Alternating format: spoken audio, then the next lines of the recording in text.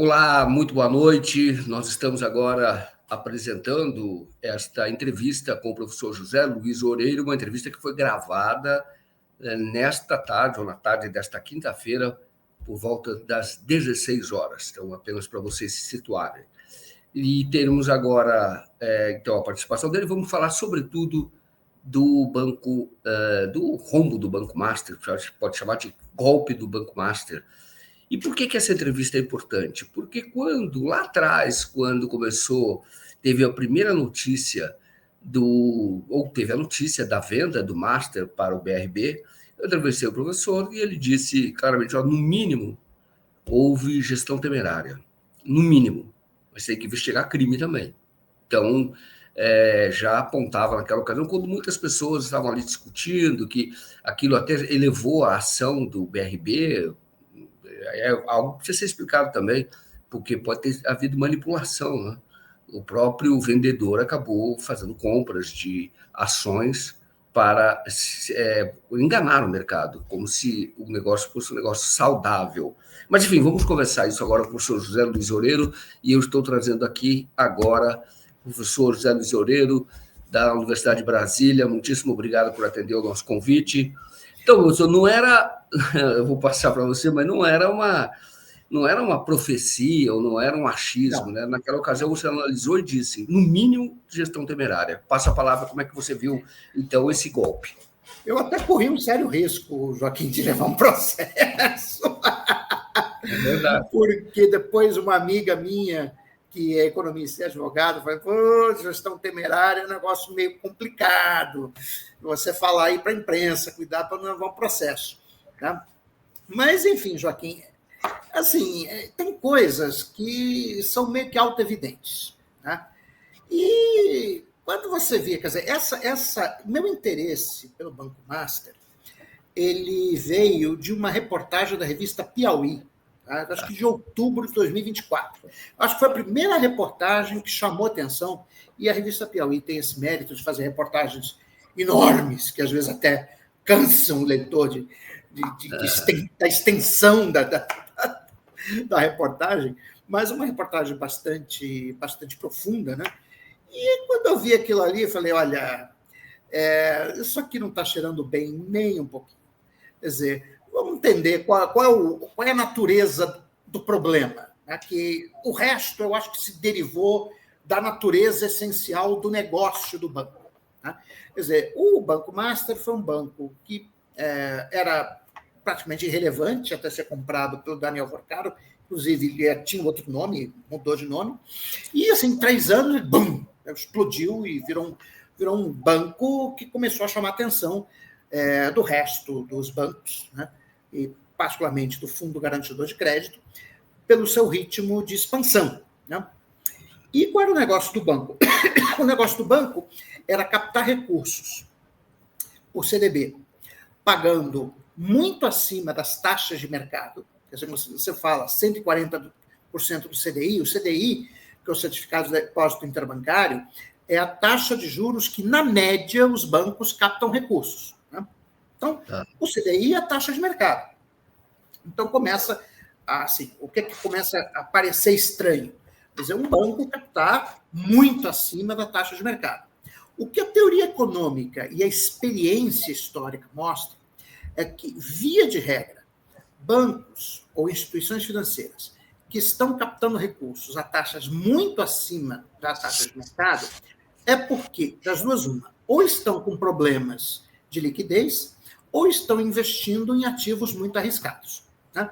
Então, quando você olhava para o lado do ativo do Banco Master, quer dizer, o que o Banco Master fazia com esses recursos? Ele aplicava em precatórios, quer dizer, precatórios são dívidas reconhecidas judicialmente, no geral, do governo com alguma empresa privada, né? E que, portanto, vão ser pagas, né? Só que sabe Deus quando. Tá? Então, o que acontece? Muitas vezes uma empresa que tem um precatório para receber do governo federal, ela quer antecipar o pagamento. Então, ela vende o direito do precatório no mercado secundário. E os bancos compram, todos eles, Itaú, Bradesco, todo mundo compra esse negócio. Não tem nada de ilícito nisso. Tá? Você está simplesmente antecipando um pagamento, porque a empresa muitas vezes não pode esperar, né? Tem funcionário para pagar, tem conta para pagar, e então ela antecipa aquele recurso. Mas, de qualquer maneira, quer dizer, quando você está aplicando boa parte dos seus recursos em precatórios, você está aplicando num ativo ilíquido, ou seja, um ativo que você não sabe quando o precatório vai ser pago. Pode ser pago amanhã, pode ser pago mês que vem, pode ser pago daqui a um ano, pode ser pago daqui a 2 anos. Então, o precatório tem um problema de liquidez.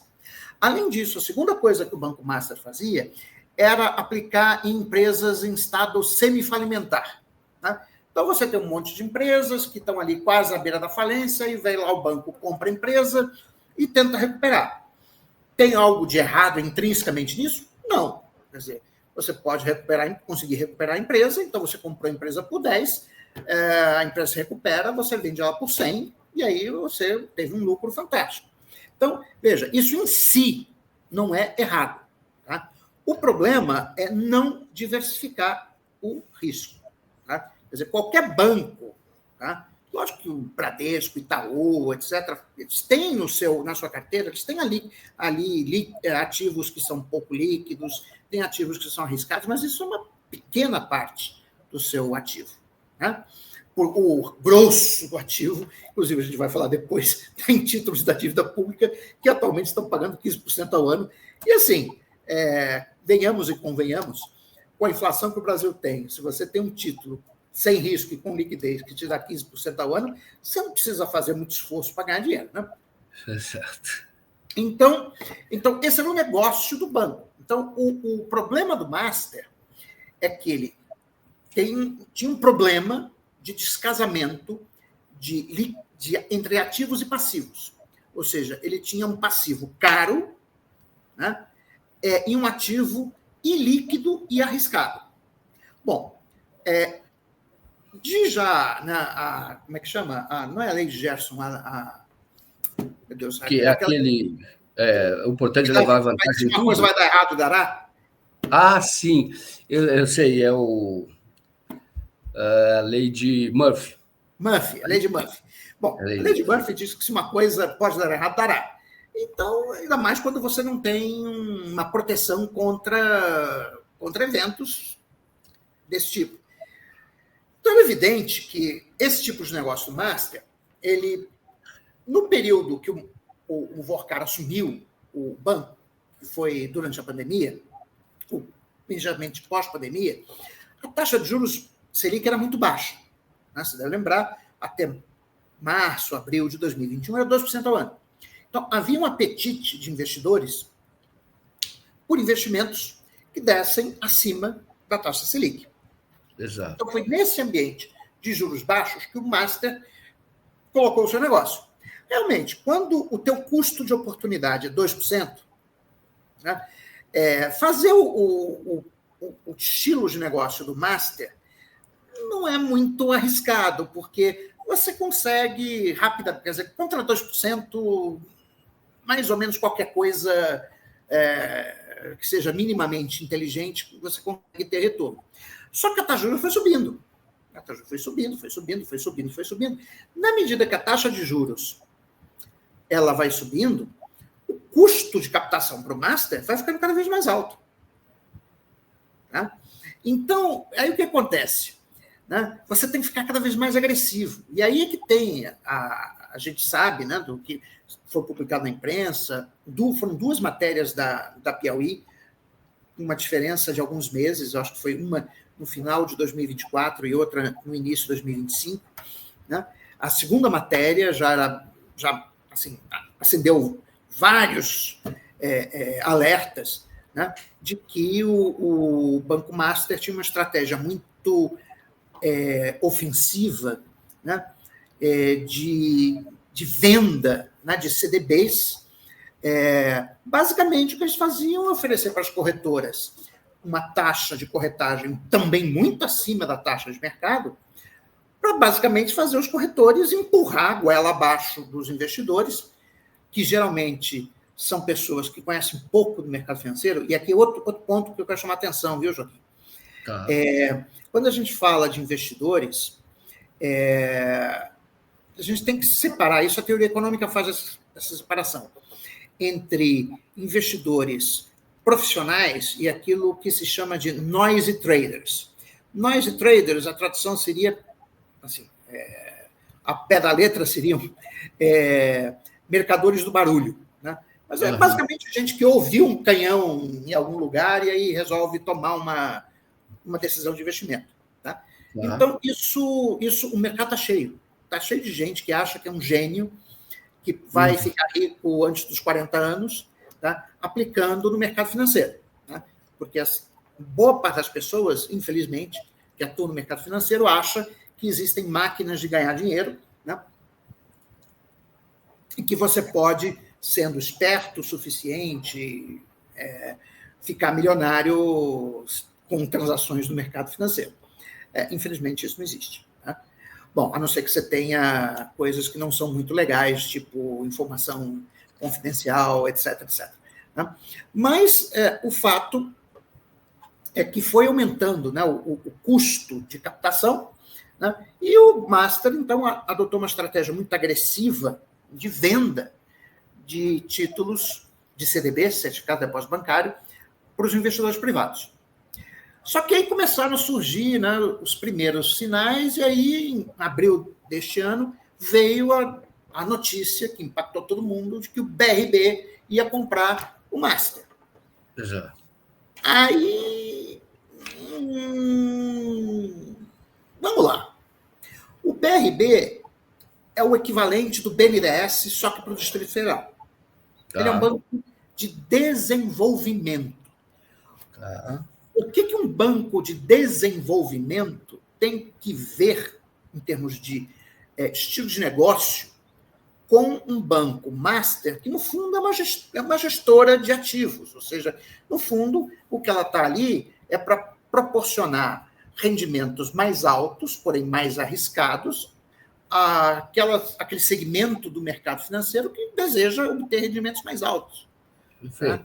Então, assim, é que nem água e azeite, não se mistura. Aquela explicação que foi dada pela presidência do BRB, que não, porque nós vamos expandir nosso negócio para São Paulo, que não sei o quê, patati patatá, aquilo aí não convenceu ninguém.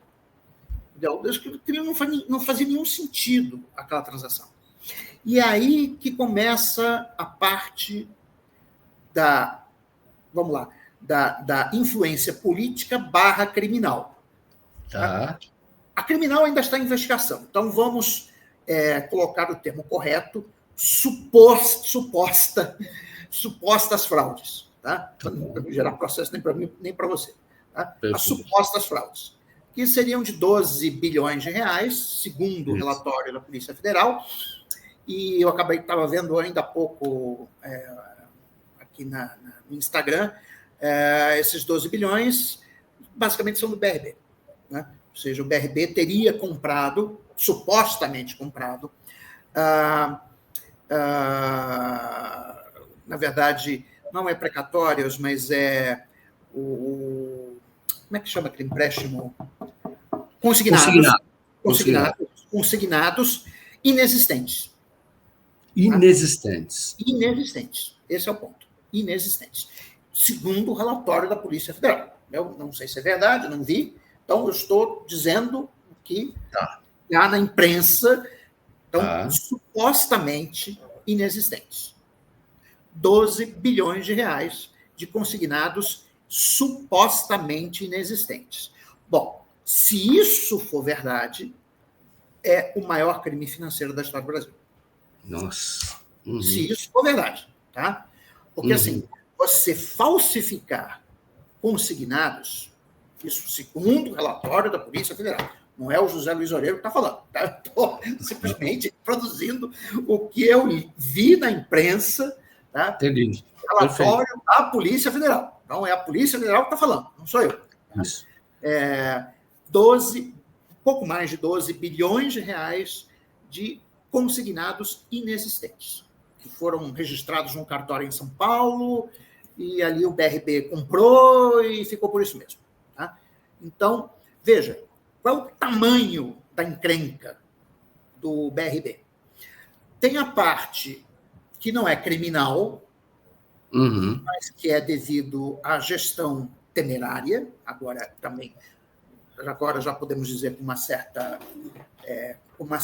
aliás, com certa não, com certeza, porque se não fosse gestão temerária, o Banco Central não teria feito a liquidação extrajudicial, então é temerária. Tá? Isso aí, hoje, quer dizer, é um dado, ou seja, o Banco Central, que é o regulador do mercado, ele entrou e disse, não, aqui tem gestão temerária e vamos acabar com essa história. Tá? Essa gestão temerária vai custar ao Fundo Garantidor de Crédito a bagatela de 41 ou 42 bilhões de reais, 1/3 do volume do Fundo Garantidor de Crédito. Bom, aqui cabem duas considerações. Primeiro, é verdade que o Fundo Garantidor de Crédito é um fundo privado. Isso. Os bancos que se cotizam entre si e aportam dinheiro ao fundo. Né? Então, em princípio, não tem dinheiro público, ou seja, não é a sociedade, não sou eu e você, né, e quem está nos assistindo, que vai pôr o dinheirinho ali para resgatar os investidores que aplicaram nos CDBs do Banco Master, quando eles estavam oferecendo uma taxa de retorno muito acima da taxa de mercado, mas fizeram isso porque tinham a garantia de que, em último caso, o Fundo Garantidor de Crédito pagaria até R$250 mil. Né? Exato. Então, tem um problema aí de risco moral, né? Que também é outro tema, um conceito da literatura econômica, que é o seguinte, você olha para aquilo ali, 140% do CDI. Você diz, esse negócio aqui deve ser arriscado, mas eu sei que até 250 mil eu sou garantido pelo Fundo Garantidor de Crédito, não deixa para lá, ué. Estou nem aí. Né? Fundo Garantidor de Crédito que pague. Bom, isso quer dizer que eu e você não vamos pagar? Não. Por quê? 1/3 do Fundo Garantidor de Crédito é muito dinheiro. O que os bancos privados vão fazer? Eles vão ter que repor esse fundo. Então, muito provavelmente, o que vai acontecer é que eles vão antecipar contribuições que eles fariam nos próximos 3, 4, 5, 6 anos para o fundo, vão antecipar e vão fazer agora. Isso vai impactar no balanço deles. Né? Ou seja, vai reduzir o lucro. Bom, todo mundo sabe que o sistema financeiro brasileiro é oligopólio. Então, eles vão cobrar de alguém. De quem? De nós, que somos correntistas. Eu sou correntista do Banco do Brasil e do Banco Itaú. Como é que eles vão me cobrar? Na forma de tarifa mais alta. Entendi. E para poder manter o lucro. Para recuperar o prejuízo. Afinal de contas, é disso que se trata. Assim, é a economia política do negócio. Ou seja, quem vai pagar os 42 bilhões de reais, né, que estão assegurados pelo Fundo Garantidor de Crédito? Né? No primeiro momento, esse dinheiro já não está lá, não tem um fundo? Quer dizer, você tem um fundo, mas ele tem que ser reposto. Porque, veja, é 1/3 do fundo, Joaquim. É muito dinheiro. O fundo tem 122 bilhões de reais. 42, né? Que você falou? 42 bilhões. É muito dinheiro. É muito dinheiro. Assim, em termos atualizados, eu vi esses dados ontem na imprensa, é a maior operação de resgate financeiro da história do Brasil. Maior operação. Mais do que aquela época do Proer, quando teve. Maior, em termos individuais, tá? Falando em termos de empresa, de banco individual. Maior do que o Bamerindos, Banco Santos, tá? Maior do que, assim, é a maior operação da história. Exato. Tá? E desta vez a diferença é que o prejuízo ficou com os bancos, porém os correntistas vão ter que pagar, isso estou dizendo. Os clientes, não são os correntistas, os clientes em geral do banco vão pagar. Quer dizer, porque isso também vai aumentar a taxa de juros dos empréstimos bancários, que eles vão aumentar o spread, vão aumentar as tarifas bancárias.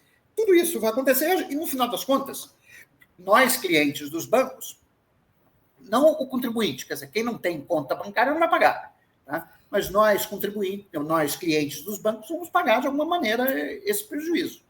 Tá? Então, assim, achar que, não tem problema, assim, de fato, existe risco sistêmico? Não. Não tem. Tá? não tem risco sistêmico, não vai dar crise financeira. Isso aí, as pessoas podem ficar tranquilas que isso não vai acontecer. Tá? Nosso sistema financeiro é bastante sólido. Quer dizer, veja, o Fundo Garantidor de Crédito já existe há muitos anos, justamente para enfrentar esse tipo de possibilidade. Agora, é muito dinheiro. Tá? Então, alguém vai pagar essa conta, que eu desconfio que não vão ser os bancos no final, que eles vão mandar a conta para os clientes. Tá? Exato. Existe o risco de mandar a conta para o orçamento público, não? Ou tirar do orçamento público? Não. Isso não. Tá? Isso, realmente, a ideia do Fundo Garantidor de Crédito é justamente você fazer uma primeira linha de defesa para que operações de resgate de bancos sejam pagos pelos próprios bancos. Entendi. O que você pode perguntar, é uma pergunta que eu estava vendo hoje, né, hoje aproveitando que é feriado da consciência negra, é saber o seguinte: o Banco Central não poderia ter intervido antes? Como é que o Banco Central deixa? Como é que o Banco Central deixa esse troço chegar a esse ponto? Exatamente. Não, e outra coisa que eu vou perguntar. Também é o seguinte, a primeira... É duro você falar isso, mas a primeira vítima são os banqueiros. Quer dizer, claro que eles vão tentar recuperar, eles não vão ficar com esse prejuízo, mas foi um golpe dado em cima dos outros bancos. Sim. É que eu pergunto o seguinte, e eles fizeram alerta, né? Parece que eles fizeram mais de 30. O Fundo Garantidor de Crédito mandou mais de 30 notificações ao Banco Central pedindo esclarecimentos sobre a atuação do Banco Master, alertando sobre o perfil extremamente arriscado das operações do Banco Master. Então, assim, não é uma coisa que caiu, como diria em inglês, out of blue sky, ou seja, não é uma tempestade em céu de brigadeiro. Tá? Aquilo ali já vem sendo alertado há muito tempo. Inclusive, se você pegar o relatório da consultoria KPMG, que fazia a análise do balanço do Banco Master, em 2024, você vai ver que por trás tem toda uma linguagem, etc., mas você vai ver que nas entrelinhas da análise da consultoria, eles estão dizendo tem alguma coisa aqui que não está muito certa. Tá? Então, a própria KPMG já tinha, que é público, tá? Isso está disponível na internet. Tá? Isso aí é em 2024. 2024. Tá? São 2 relatórios que eu tive acesso, tá? Acho que foi outubro e dezembro de 2024. Tá? É a KPMG, ela faz algumas considerações, lógico, se você não tiver assim, o conhecimento, né, você vai achar que não está falando nada, mas tem uma forma de comunicação que fica claro que não está tudo bem no banco, não. Tá? Então... Você lembra exatamente qual é o ponto? O que eles exatamente dizem? Não, eles não falam. Isso uma consultoria nunca vai colocar. Tá? Ela simplesmente vai dizer, não, tem aqui uns probleminhas, não sei o quê, patati patatá, mas eles não vão colocar. Eles fazem algo, assim, é muito nas entrelinhas. Tá? Entendi. Mas, de fato, não é um relatório que seja tranquilo. É um relatório que diz, olha, tem um probleminha aqui, né? E, enfim, mas passou. Agora, veja. Deixa eu só... Esse Banco Central é muito importante. Eu vou dizer o seguinte, isso pega mais a gestão anterior, né, do Roberto Campos. Não, do Campos Neto, completamente. Completamente. E aí é um ponto que até estava pensando aqui em falar hoje.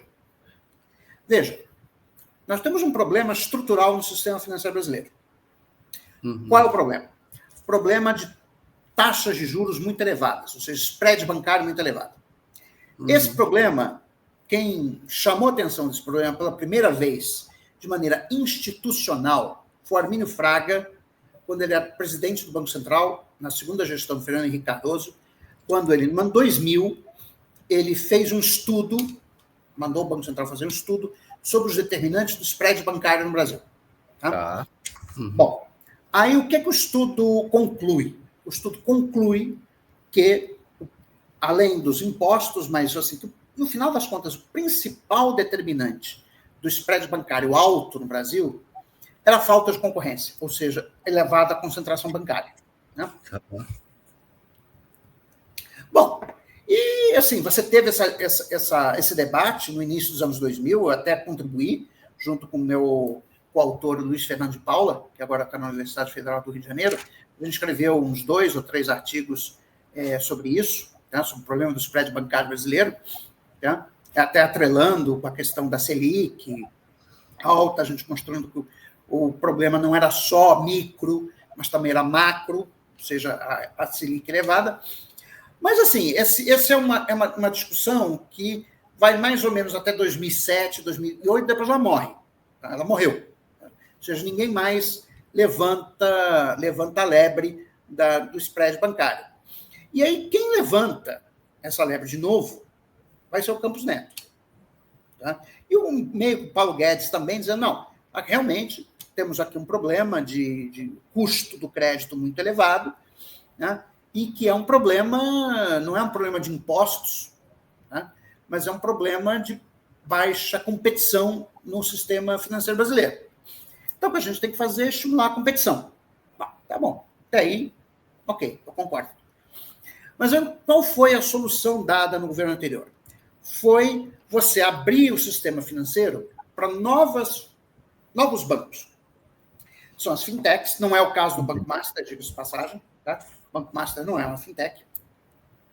Mas com essas novas plataformas de investimento, enfim, que a gente usa aqui pelo celular, né? Inclusive novos bancos, tipo Nubank, etc., né? Que começaram a competir com os bancos tradicionais, Bradesco, Itaú, Santander, né? Tanto pela captação de recursos, como em termos de aplicação financeira. Né? E o que acontece é que a legislação regulatória das fintechs e dessas novas instituições financeiras sempre foi muito mais branda do que a regulação sobre os bancos tradicionais. Coisa que os bancos tradicionais sempre reclamaram, porque no final das contas eles estavam dizendo o seguinte, não, peraí, concorrência tudo bem, só que isso é concorrência desleal, porque nós temos que, nós, bancos tradicionais, estamos sujeitos a uma legislação que é mais dura e eles, as fintechs, estão sujeitos a uma legislação que é mais light, portanto, tem menos custo e podem ter muito mais grau de liberdade que a gente. Então, isso sempre foi uma reclamação dos bancos tradicionais. Né? E aí, Joaquim, você iniciou no governo Bolsonaro uma coisa que foi inédita no Brasil, que o sistema financeiro, que antes era uma coisa só, passou a ter 2.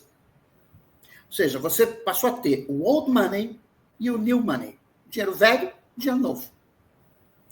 Então, você passou a ter uma concorrência, ou melhor, uma luta, quase que uma luta de classes dentro do sistema financeiro. O Master foi o objeto dessa luta de classes. Por isso que muita gente também, que pode até ter sido gente bem intencionada, tá? Não vou dizer que não. Muita gente achou que essas críticas que estão fazendo aí ao Banco Master, esse pessoal do tradicional, os bancões, que estão incomodados com o crescimento do Master, estão perdendo dinheiro, etc., então, eles não querem que esse tipo de banco exista e estão reclamando. Tá? Perfeito. Mas o fato é que você criou essa dualidade no mercado bancário brasileiro, em que você tinha instituições, as tradicionais, sujeitas a uma legislação muito mais dura, e as novas instituições a uma legislação muito mais light. Entendi. Agora, o Master, como você disse, não é uma fintech, né? O Master, não é uma fintech. Ele tem enfim, ele é submetido à legislação A legislação tradicional. Ele é submetido à legislação tradicional. Tá? Mas o fato, né, é que, veja, dado que ele era uma instituição tradicional, ele estava fazendo operações muito heterodoxas. Exato. Esse é o problema. Tá? Então, assim, ele ficou ali meio que no limbo. Então, ele é um banco, mas está fazendo operações muito arriscadas. E aí o pessoal, lógico, dos bancões começou a dizer, olha, o Banco Central, olha esse cara aqui. Ó. ó, esse cara aqui está meio esquisito, está meio esquisito, está meio esquisito. E o Banco Central fez cara de paisagem. Essa é a verdade. Por quê? Seria pela influência política, e chegando nesse outro dado, que agora está aparecendo a relação dele com dois presidentes partidos, o PP e União Brasil. Pois é, Joaquim. Assim, todo mundo sabe, está na imprensa, não sou eu que estou dizendo, que o Vorcaro ele se cercou de apoios políticos aqui em Brasília. Tá? Inclusive com pessoas no Conselho de Administração, né? Inclusive o ex-presidente Michel Temer, né? E outras pessoas. Tá?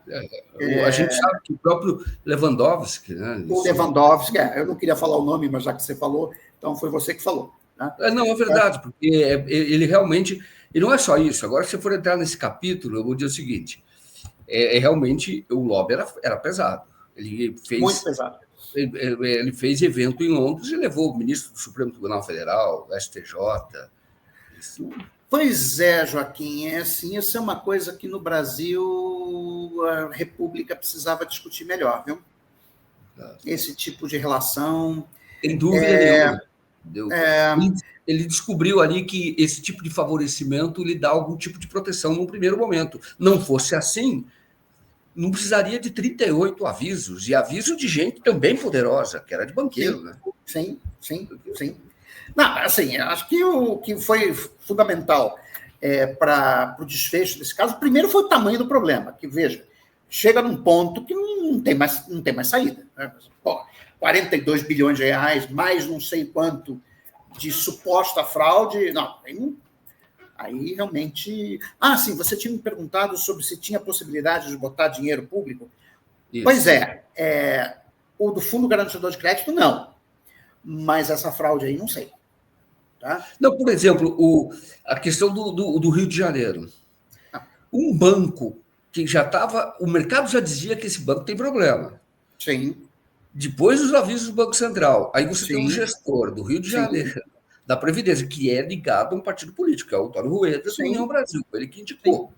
Quando faz uma aplicação naquele montante, é uma coisa muito grande. Quase R$1 bilhão.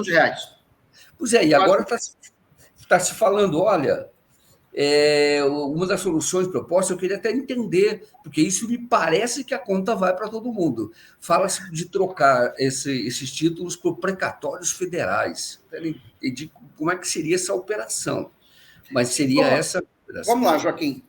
A princípio, o que diz a lei? Tá? Bom, até 250 mil é o Fundo Garantidor de Crédito, certo? Bom, o Banco Central agora interveio no banco, Banco Master. Então, ele vai liquidar o banco. Isso significa fazer o seguinte, ele vai vender os ativos. Isso. Ele vai vender os ativos e vai pagar os credores de acordo com uma determinada ordem de preferências. Então, por exemplo, dívida trabalhista tem preferência sobre qualquer outra.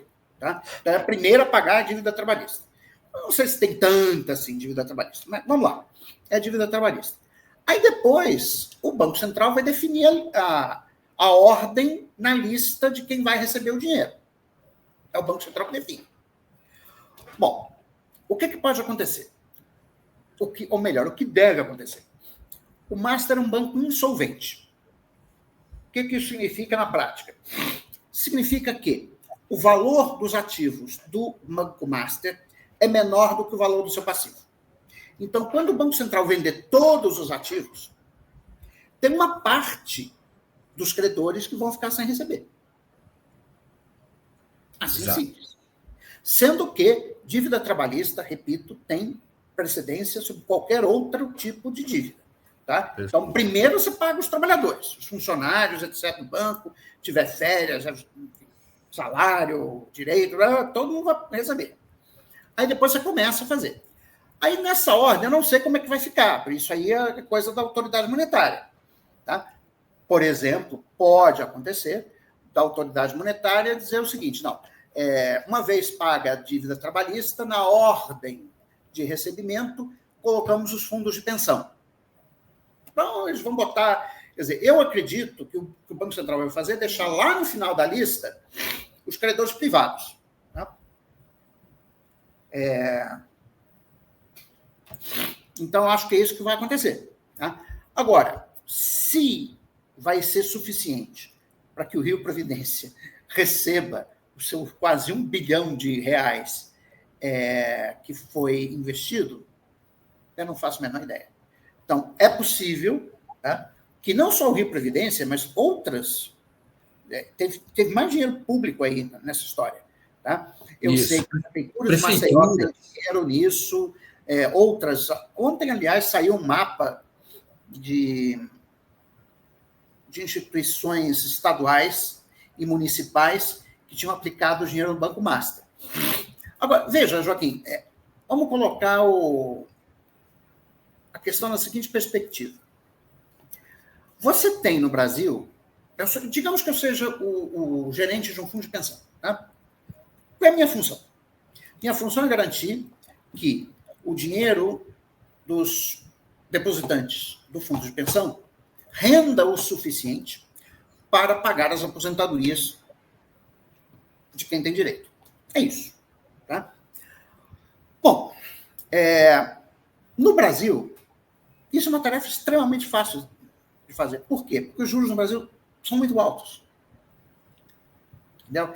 Eu lembro que quando a taxa de juros tinha caído, a Selic real, abaixo de 6%, houve uma discussão sobre a solvência no longo prazo dos fundos de pensão, porque havia um cálculo de que os fundos de pensão precisavam de uma taxa de juros real de pelo menos 6%. Tá? Bom, a gente está com uma taxa de juros real de 10%. Este ano. Então, assim, por que um fundo de pensão do Rio de Janeiro foi comprar CDBs do Banco Master, veja, esse é o detalhe, depois de toda a crise, de todos os alertas, isso foi depois. Porque até ano passado, o Banco Master estava se financiando fundamentalmente com dinheiro privado. Ou seja, eram aqueles investidores noisy traders que estavam comprando os CDBs do Banco Master. Mas este ano começou a entrar muito dinheiro de fundos de pensão estadual e municipal. Por quê? Aí tudo aponta para a influência política. Exatamente. Não tem como escapar. Isso é uma hipótese. Estou colocando aqui como hipótese, tá? Mas é uma hipótese que eu acho que é muito forte. Ou seja, de que houve influência política sobre a gestão desses fundos de pensão para eles alocarem dinheiro num negócio que é muito arriscado. Ou seja, você, como gerente de fundo de pensão, você é o cara, a princípio, você é o cara mais conservador do mundo. Ou seja, eu vejo o presidente do fundo de pensão, aquele velhinho de 80 anos, pequenininho assim, entendeu? E vai lá e diz, não, meu filho, aqui é só investimento no Tesouro Direto, entendeu? Isso. Esse negócio não tem nada disso. É como eu vejo o dirigente do fundo de pensão, carinha de 80 anos, entendeu? E vai lá fazer o mais seguro possível, entendeu? Vai lá, assina o que tem que assinar e depois vai jogar golfe com os amigos, entendeu? É isso que é o papel do gerente de fundo de pensão. Até porque o dinheiro não é dele, né? Então você tem que ter cuidado redobrado. Não, e como eu te digo, não é uma tarefa muito difícil, entendeu? Mas num país com juros altos, e um investimento muito líquido e seguro, que são os títulos da dívida pública. Então, assim, você ficar fazendo essas aventuras, lógico, como toda instituição financeira, existe algum espaço para você assumir risco? Existe. Mas em algumas instituições do que em outras. Fundos de pensão, por exemplo, espaço muito pequeno. Tá? Em outras instituições privadas, hedge funds. Hedge fund é o dinheiro, ou gestora de ativos. Gestora de ativos, basicamente, vai pegar dinheiro dos muito ricos que querem ter uma rentabilidade mais alta, mas eles sabem também que estão correndo risco. Tá? Então, são públicos diferentes. Entendeu? Que uma gestora compre CDBs do Banco Master, porque estão dando 140% do CDI, tudo bem. Agora, um fundo de pensão de funcionários públicos fazer isso está errado. Isso está economicamente errado. Tá? Ainda mais, e não é um valor irrisório. Tá? É quase R$ 1 bilhão. Então, né, tudo está apontando que tem caroço nesse angu. Entendi. O que o Banco Master fez equivale a uma pirâmide, né? Uhum. Isto é, os primeiros foram ganhando muito e ele Isso, precisava de mais gente para isso, poder remunerar. exatamente isso. É isso? É um esquema de pirâmide, exatamente isso. Tá? E aí, como eu costumo dizer nas minhas aulas, quando eu explico o esquema de pirâmide, não necessariamente o Banco Master, mas o esquema de pirâmide, é que o esquema de pirâmide ele precisa que você tenha um volume cada vez maior de idiotas para sustentar a pirâmide. O problema é que a oferta de idiotas ela não é infinita, em algum momento acaba. Tá? Porque, como cada vez precisa mais idiotas, então chega um momento que acabou a oferta de idiotas e puf. Isso também é conhecido na literatura, Joaquim, como esquema Ponzi. Tá? O Carlo Ponzi, que foi o que deu o nome ao esquema Ponzi, que é o esquema de pirâmide, foi um investidor ítalo-americano, né, que no início do século XX fez esse esquema lá em Nova York. Ele foi descoberto. Aí, quando ele foi ser preso, adivinha para onde ele viajou? Para onde? Para o Rio de Janeiro. Ele morreu no Rio de Janeiro. Daí vem a fama de que, durante muito tempo, a fama do Brasil que era o paraíso dos golpistas, dos bandidos. Exatamente. O Carlo Ponzi fugiu para o Rio de Janeiro e morreu no Rio de Janeiro. Tá? E não foi punido. Do século passado. Tá? Não foi punido, ele não foi punido. Não, assim, ele não ficou rico, tá? Quer dizer, até onde eu saiba, ele morreu na miséria. Mas ele não foi preso. Tá? Ele fugiu para o Rio de Janeiro. Ele morreu na miséria? Mas durante um tempo ele deve ter ganhado muito dinheiro. Né? Sim. Durante algum tempo, sim. Ganhou muito dinheiro, mas no Rio de Janeiro, até onde eu saiba, posso estar enganado nisso, mas até onde eu saiba, ele não teve vida de luxo no Rio de Janeiro, não. Nossa, que história interessante, porque eu diria... E, de certa forma, não, o Daniel Vocaro, ele repetiu esse modelo, né? Ele repetiu o modelo, quer dizer, muita gente ganhou dinheiro no começo, essa taxa absurda. Só que também ele tem que pagar essa taxa para ele conseguir captar e também porque as pessoas já começam a desconfiar. Não sei, sim, você tem que ficar 140, eu vou entrar nessa, mesmo tendo o fundo garantidor. E agora nós sabemos, isso tem dito, que o Ciro Nogueira tentou elevar o teto do fundo garantidor. Tentou elevar de 250 mil para R$1 milhão. E mais, Joaquim, em setembro desse ano, não se esqueça que na Câmara dos Deputados tentaram passar um projeto de lei em que a Câmara dos Deputados poderia demitir diretores do Banco Central, especificamente o cara que estava travando o negócio do BRB com o Banco Central. Demitiu? Não, o que aconteceu, e aí foi uma boa resposta do Galípolo, é que 2 ou 3 dias depois o Banco Central disse não vai ter, não nego a compra do Banco Master pelo BRB. Foi aí que acabou a pressão política, porque eles iam passar. Veja, olha o nível... Mas o projeto era demitindo, é isso? O próprio de poderes, que dava ao Congresso Nacional poderes, olha que coisa, poderes para demitir diretores do Banco Central. E quem que era o alvo? Justamente o diretor, que agora não lembro o nome, mas que era o diretor que estava embarreirando. Exato. Agora, e isso não aparecia no projeto, aparecia o nome desse diretor? Não aparecia no projeto, mas aí, assim, é o projeto fulano de tal, né? Todo mundo sabe. Todo mundo sabia. Isso foi em setembro desse ano. Que gravidade. Foi aí que o Banco Central disse não. Eu vi a notícia. Se não caiu, o projeto perdeu a... Quer dizer, na verdade, disse não, exato, é o que estava dificultando a venda para o BRB. É o que estava, enfim, dizendo. E era insustentável mesmo, nós estamos vendo hoje. Bom, veja, alguém tem dúvida agora? Olha, veja, assim, essa operação da PF, do Banco Central, salvou o BRB de fazer um péssimo negócio. Quer dizer, até onde a gente saiba, pelo visto já fez. Mas ia comprar o quê? Mas o negócio que foi anunciado, eu não lembro exatamente o que a gente discutiu na época, mas assim, era um negócio meio esquisito, porque o banco que comprava, que era o BRB, fazia com que o Vorcaro ficasse como presidente do Conselho de Administração da nova instituição. Desculpa. Ainda estou com um pouco de alergia.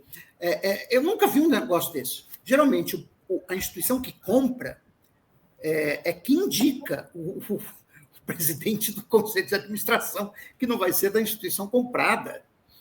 Quer dizer, o cara ia, assim, o Vorcaro ia sair com dinheiro e ainda como presidente do novo banco. Francamente, eu nunca vi um negócio desse na minha vida. Tá? Então, já era esquisito. Era muito esquisito. Quer dizer, era esquisito um banco de desenvolvimento se associar com um banco como Master, né? Era esquisito o Vorcaro ficar como presidente do Conselho de Administração da nova instituição financeira, né? E, enfim, continuou sendo esquisito quando fundos de pensão de prefeituras e estados, e pelo que eu vi ontem, até a SEDAI entrou na história também. A SEDAI parece que investiu uns 200 milhões de reais em CDBs do Banco Master. Quer dizer, instituições públicas comprando papéis muito arriscados, né? Já depois, veja, não podem nem alegar desconhecimento. Quer dizer, isso já estava sendo discutido há muito tempo, publicamente, de que o Banco Master tinha um problema. Tá? E você vai lá, Fundo de Pensão do Rio de Janeiro compra, SEDAI compra, mas não sei quem compra. Não, tem alguma coisa muito errada nisso aí, que, ao que tudo indica, salvo o melhor juízo, né, influência política. Claro, e tem dois gestores, dois funcionários, nível de gerência da Caixa Econômica, que foram afastados porque foram contrários ao investimento do dinheiro da Caixa no Banco Master. Então, que é uma área... Sim, foi antes, sim, é verdade. Verdade, foram afastados. Ou seja, você vê aí o... Meu Deus. Aquilo que você falou de gestão temerária, quando nós estamos falando desses casos, não pode ser coincidência. Aí quando você fala do SEDAI, Rio de Janeiro, o Rio Previdência, Rio de Janeiro. Aí você vê tem todo um cenário, né, uma indicação de que não é um negócio mal feito. Né? Que, não, na verdade, não. havia... Você fala em influência política, até... Vamos falar o seguinte, quando eu falo influência, nós estamos falando de influência política, a gente está se atenuando, né? Porque, na verdade, o que pode estar por trás é corrupção, e muita corrupção, né? Com dinheiro... Então, eu tenho aqui, eu tirei foto de ontem de uma matéria que saiu na Globo News, o rombo do Master pelo Brasil. Tá? A fonte é o Ministério da Previdência Social. Tá? Então, aqui, ele diz, Rio de Janeiro, 970 milhões de reais. Itaguaí, Rio de Janeiro, 59,6 milhões de reais. São Roque, São Paulo, 93,15 milhões de reais. Caiamar, São Paulo, 87 milhões de reais. Maceió, Alagoas, 97 milhões de reais. Amapá, 400 milhões de reais. Amazonas, 50 milhões de reais. Tá? O estado do Amazonas. Uhum. Tá, eu vou até te mandar por WhatsApp. Tá. E isso daí, eu preciso saber quais são as administrações daí, mas não me parece ser... Não, no caso do Rio de Janeiro, a gente já sabe que é a administração estadual. Exatamente. Itaguaí, provavelmente, é a prefeitura. Prefeitura, exato. Mas eu queria saber São o partido. Roque, que assim, você vê, São Roque, São Paulo é prefeitura. Maceió é prefeitura. Agora, Amapá provavelmente é estado. Amazonas provavelmente é estado. Mas o Amazonas até que bom. Aí fala São Paulo, não é São Paulo, não, né? São Roque. Não. Fala só os municípios, tá? Fala só os municípios. São 2 municípios de São Paulo, São Roque e Caiamar, em São Paulo. E neste caso, se for fundo de pensão, o prejuízo vai ser do fundo de pensão. Ou você acha que o público será acionado para isso, para cobrir? Então, é como eu te falei. Aquela pergunta que eu falei do precatório federal, eu não entendi muito bem. Essa notícia saiu, o Rio tentando tranquilizar, dizendo, não, vamos trocar os títulos por precatórios federais. Falei, como é que é isso, precatório federal? Não, assim, eu não vejo... Veja, quem vai decidir sobre pagamento é o Banco Central, tá? Isso aí é agora o Banco Central. Então, existe o protocolo. Qual é o protocolo? Primeiro, quem tem até R$250 mil aplicado é o Fundo Garantidor de Crédito. Esse pessoal aí é o primeiro a receber. Segundo, dívidas trabalhistas. Ou seja, o Banco Central, o que ele vai fazer, já interviu no banco, ou seja, já está sob intervenção, e liquidação significa que o Banco Central vai vender os ativos do banco. Então, ele vai vender e vai fazer uma ordem de pagamento, de prioridade, em que primeiro é a dívida trabalhista. Aí depois o Banco Central vai decidir, talvez com base em... Se bem que o Banco Central tem autoridade para isso. Ele é o regulador do sistema financeiro. Ele vai decidir qual é a lista de prioridades de pagamento. Bom, eu já adianto que, como se trata de uma instituição inadimplente, insolvente, melhor dizendo, os ativos não cobrem os passivos. Ou seja, tem gente que vai ficar sem receber. Isso. Quem exatamente? Não sei. Isso vai depender, primeiro, de quanto que o Banco Central vai conseguir arrecadar com a venda de ativos. E dois, como é que vai ser a lista, né, de prioridades para receber. Né? Perfeito. Aí não sei. E depois pode entrar no patrimônio pessoal do Vorcaro? Sim, claro. É justamente e de outros diretores. Pode, né? Não pode e será. Tá? E será. Ou seja, se não der, e como eu já adianto que não vai dar, tá? Você entra no patrimônio pessoal. Agora, provavelmente esses caras têm patrimônio fora do país, em paraísos fiscais, em não sei o quê. Agora, o que tiver no nome deles, na verdade, já está bloqueado. Uhum. Ou seja, o que o Vorcaro tiver no Brasil ou em outros lugares, mas no nome dele, né, isso aí já está bloqueado. Agora, professor, tem mais uma coisa que é a seguinte: se procede a informação de que os consignados, uma grande quantidade, eles são fictícios, na verdade, nem isso vai ter que liquidar, porque isso é crédito, que você pode vender. Né? Não, isso aí real, você vende. Não, aí é uma coisa mais complicada, porque se é fictício, o nome já diz, é fictício, não existe. Né? Então, foi uma operação criada para camuflar um rombo muito maior do que era estimado no balanço do banco. Então, isso significa, grosso modo, eu posso te dizer que, se for verdade que existem 12 bilhões de reais de consignados fictícios, então existe um passivo a descoberto, né, de pelo menos 12 bilhões de reais. Quem vai pagar essa conta? Bom, a lei diz que, prioritariamente, é o patrimônio pessoal dos gestores. Não vai dar 12 bilhões. Tá? Não porque eles não tenham os 12, talvez tenham, eu não sei. 12 bilhões é muito dinheiro. Né? Mas, provavelmente, eles têm isso disfarçado e, sei lá, se você conseguir pegar 1 bilhão, já vai ser muito dinheiro. Tá? Mas... Exato. Então, realmente, tem gente que não vai receber seu dinheiro.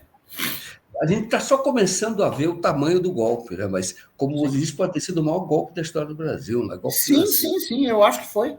Eu acho que vai ser um study case daqui, sei lá, em 2000, eu arrisco a dizer que em 2026 teremos livros sendo vendidos sobre o caso do Banco Master. Exato. E para fazer isso, realmente ele deve ter tido conexões muito poderosas, porque ninguém é imbecil. Não, e como eu te disse, quer dizer, até tem imbecil, mas estão ali, Banco Central, os próprios bancos privados, classe política, estão ali. Se ele resolver fazer delação, por exemplo, vai ser um... aí é um problema, vai ser um problema sério. Tá? Veja, o que me chama mais atenção nesse caso é que o dinheiro público das instituições públicas entrou mais recentemente na compra de CDBs do Banco Master. Ou seja, o mercado já não estava querendo comprar. Tá? Então, assim, o setor público, seja por intermédio de fundos de pensão, companhia de água e esgoto, não sei o quê, começar a comprar títulos emitidos por um banco privado, quando os agentes, os investidores privados não querem comprar, eu não preciso nem concluir o raciocínio, Joaquim. Claro, claro. Eu não preciso concluir o raciocínio. Assim, os fatos falam por si mesmos. Perfeito, nossa, perfeito. Agora, numa situação dessa, não tem conexão, mas o que eu queria aproveitar que assim, a nossa entrevista para dizer, você acha que há espaço ou se justifica esses juros muito altos? Porque nós estamos falando que ali, ele, com esses juros altos, talvez nem precisasse fazer isso, o caso de fundo de pensão já teria uma boa rentabilidade, né? Sim, Então, se o governo... Você acha que há espaço hoje, essa taxa já era para baixar a taxa de juros? E se não baixa, o que está acontecendo? Porque o Galípolo tinha uma esperança de que ele mudasse ali um pouco essa política, política monetária. Né? Então, veja, não há nada que justifique, do ponto de vista dos fundamentos econômicos, uma taxa de juros de 15% ao ano, o que dá 10% real. Tá? Não é a política fiscal, que você tem países que têm uma relação dívida-PIB muito maior do que o Brasil e tem uma taxa de juros muito mais baixa. Tá? O que eu consigo ainda enxergar, mudando alguma base, alguma justificativa, para você ser cuidadoso, veja o que eu estou falando aqui, você ser cuidadoso no processo de redução dos juros, é que durante o governo do Bolsonaro e, particularmente, a gestão do Roberto Campos Neto na presidência do Banco Central, se desmontaram mecanismos de controle de capitais que o Brasil tinha e que deixou de ter. E nós vimos o poder disso no final do ano passado. Você deve estar lembrado. Quando o dólar deu uma esticada, né, chegou a 6,30, e você criou todo um auê sobre não, que o Brasil vai quebrar, que não sei o quê, tem crise fiscal, etc. E o dólar disparou. E agora você vê, o dólar está 5 e pouco, está muito mais baixo do que estava um ano atrás. Né? Quer dizer, por quê? Bom, em parte porque o Banco Central aumentou os juros. Tá? Ou seja, o custo de você mandar dinheiro para fora, com uma taxa de juros de 15%, é muito alto, porque não tem juros no mundo que esteja competindo com isso. Então, assim, embora eu ache que há espaço para redução dos juros, eu não faria uma redução. Primeiro que eu não faria uma redução abrupta. Tá? Tem que ser uma coisa, né? Vou usar aqui aquela frase do Geisel, lenta, gradual e segura. Tá? Então, por exemplo, um gatilho para uma redução de juros seria quando a inflação acumulada nos últimos 12 meses fica dentro do intervalo de variação da meta de inflação, ou seja, ficar abaixo de 4,5%. Tá? Então, a partir daí, eu acho que já começa a ter uma maior segurança para você reduzir os juros. Tá? Lembrando que, infelizmente, foi na gestão do Haddad que se reduziu a meta de inflação de 3,25% para 3%, que não era preciso ter feito. Tá? O que certamente tornou mais difícil. E também, durante a gestão do Haddad, você mudou a sistemática do regime de meta de inflação, que antes era ano calendário, para tempo contínuo. Então, agora, desde janeiro de 2025, que, pela lei, o Banco Central ele tem que manter a inflação acumulada em 12 meses dentro do intervalo de variação da meta de inflação. Tá? Bom, desde janeiro de 2025, ela não está no intervalo do regime de meta de inflação. Então, eu me colocando no lugar do Galípolo, né, eu poderia dizer o seguinte, olha, o mandato que eu recebi é colocar a inflação pelo menos dentro do intervalo de variação. Como ela ainda não está, eu não posso reduzir os juros. Perfeito. Isso é um discurso que é sustentável, tá? Do ponto de vista econômico. Então, a questão que eu acho que é debatível, nem sei se existe essa palavra em português, mas eu acho que existe, faz sentido, é debatível, sim. Que você pode debater se o mandato do Banco Central é perseguir o centro da meta ou é simplesmente deixar a inflação dentro do intervalo de variação. Porque se o mandato do Banco Central, se o que o Banco Central está buscando não apenas colocar a inflação dentro do intervalo de variação, mas alcançar os 3%, aí, meu caro Joaquim, esquece que antes de dezembro de 2026 a Selic não vai cair 1 milímetro. Entendi. Entendeu? Então, veja, isso é uma questão de interpretação. Uma questão de interpretação. O marco legal é omisso. O que o marco legal diz é que o Banco Central tem que colocar a inflação dentro do intervalo de variação da meta. A meta é 3%, 1,5% para cima e 1,5% para baixo. Então, se a inflação acumulada em 12 meses estiver dentro desse intervalo, na minha interpretação, se eu fosse presidente do Banco Central, para mim, eu estaria cumprindo o regime de metas e, portanto, eu teria espaço para redução lenta, gradual e segura da taxa de juros. Essa interpretação do Galípolo, eu acho que não. A interpretação dele é que tem que ir 3%. Nossa, então não vai cair mesmo. Mas o mercado já está falando que poderia, até dezembro do ano que vem, já em 12,5%, uma coisa assim. Vamos ver. Bom, veja, a inflação está bem comportada. Tá? Quer dizer, ela realmente, se você pegar ao longo do ano, ela está caindo, tá? E está se aproximando do teto da meta. Eventualmente, pode acontecer que em dezembro ou janeiro desse ano, ou em janeiro do ano que vem, ela fique dentro do intervalo de variação. Aí, você tem espaço para discutir uma redução da Selic. Mas se a interpretação do Galípolo for eu vou alcançar o centro da meta no intervalo relevante de política monetária, ou seja, se ele olhando para frente, olha, a inflação esperada para os próximos 18 meses, ela ainda está muito acima de 3%, eles não vão reduzir. Perfeito. Professor, deu o nosso tempo aqui, quero agradecer muito, 1 hora nós combinamos, passamos 2 minutos, mas foi uma conversa muito interessante, então eu passo aí para você fazer o encerramento. Muitíssimo obrigado mais uma vez. Nada, Joaquim, foi um prazer estar aqui no Boa Noite 247, né? Eu espero que, enfim, essa nossa conversa tenha esclarecido as pessoas que estão nos assistindo sobre o caso aí do Banco Master, que, ao que tudo indica, vai ser a maior operação de resgate financeiro da história do Brasil.